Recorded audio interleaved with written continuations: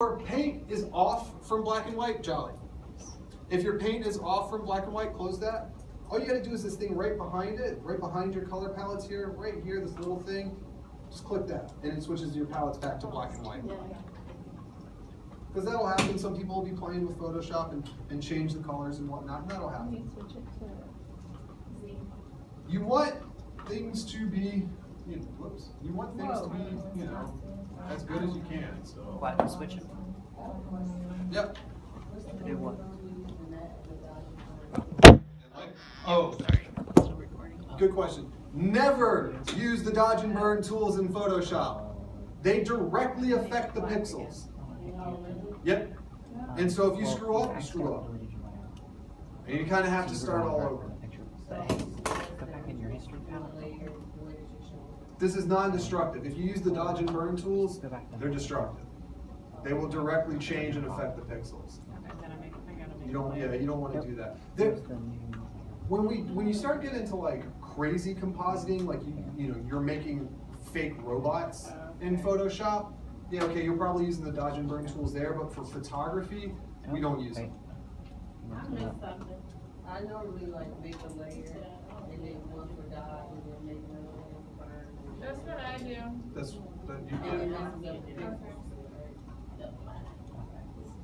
then It depends on how you're doing it. If you're copying the layers, I make each, like I copy the layer, and I make each one like one dodge layer. but if they're going on top of each other, then you're overwriting stuff. Well, it's on white right now. Don't, So you it's can not, write that way's not with your brush. bad, but You suggest yeah, and what we're about to do will be pretty similar to what you're saying. We'll just use levels and curves instead of copying the layer. See the difference when you click on the So it's a little different. There's a bunch of different ways to dodge and burn, but It's supposed to be not. don't use the dodge and burn tools. I just never seen this one. Yeah. What's that? No. Yeah, you pretty much, that's exactly what you're doing. You're making it easier on yourself if you screw up to fix things. So, okay, let's say I screwed up and I made this like way too light.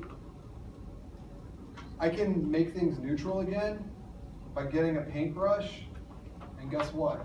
If I switch these to 128, 128, 128, I've got my gray color again. If I really need to erase 100, 100,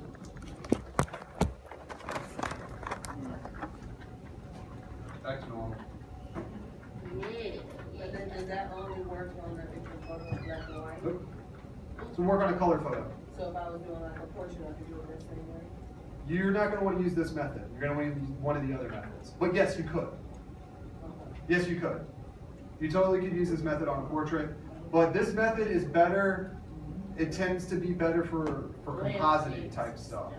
Because it's really heavy, you can, like if you really need to change the lighting of something, like you need to almost flip the lighting, you can do it a lot easier and faster with this tool or this technique versus the next ones we're about to look at. So when you're doing portraits, do you put the dodging and the burning on the same layer? No, we'll do separate layers. Oh, okay. Yeah, we'll do separate layers. Got it. So the reason that we would use this one is, like I'm saying, for compositing. So for example, and we'll start looking at this I think in 2 weeks, a little bit more. But what would happen is you would have a variety of different objects, right? And different layers, and each object would be a different layer. And you may have sourced those photos from different places, so all the lighting may not match.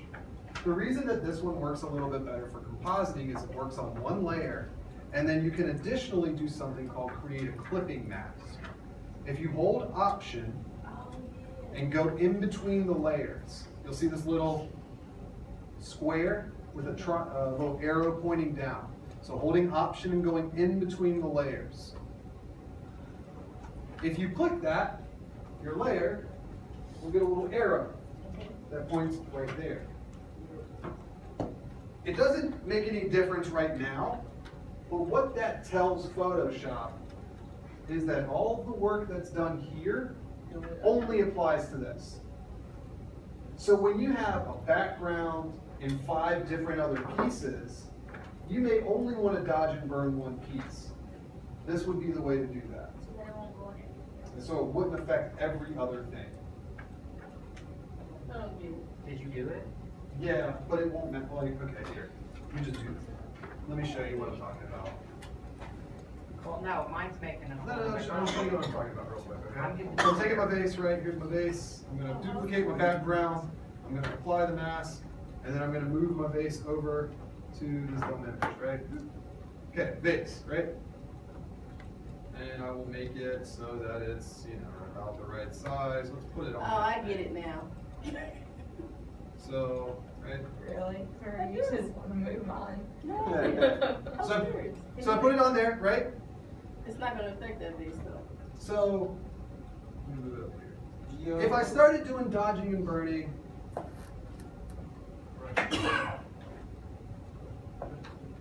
black, so I need to darken it a little bit, right? And plus, there we go. And we're on black, we'll turn our opacity to like 30%, and then our flow down, let's do 30-30 or something close.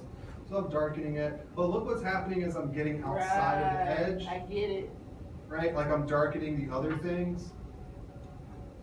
but if you pick that thing, If I hit my option and click on that, then it only affects that. right? Oh, click in I got between, you. not Yeah. drag down. Okay. And let's say I wanted to change that thing to black and white.